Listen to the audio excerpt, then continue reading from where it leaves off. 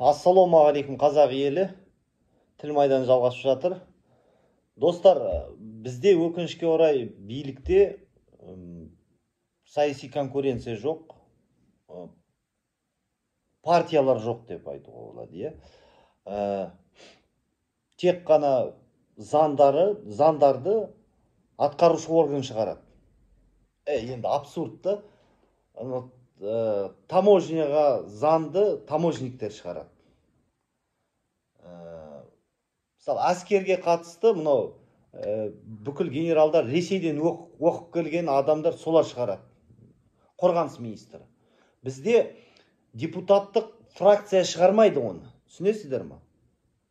Оны, мысалы, бір депутат ұсынып, мен осындай заң жобасын қабылдап жаздым, соны диссертация секілді қорғап жасамайды.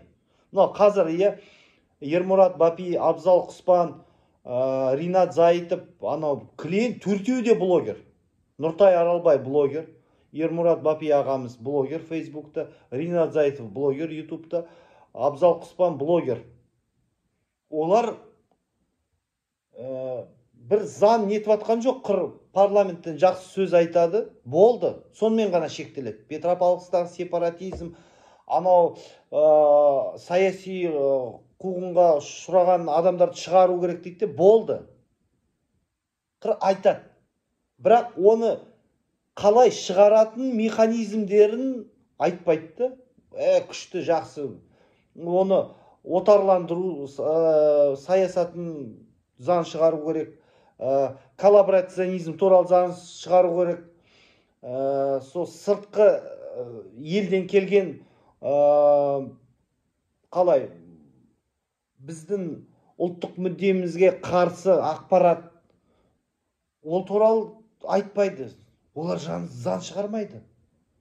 Олар сол қалай блогер болды, қазір парламенттік блогер болып жатыр.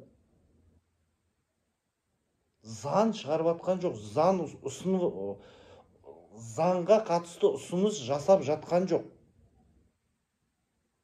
Соны айтқым келді.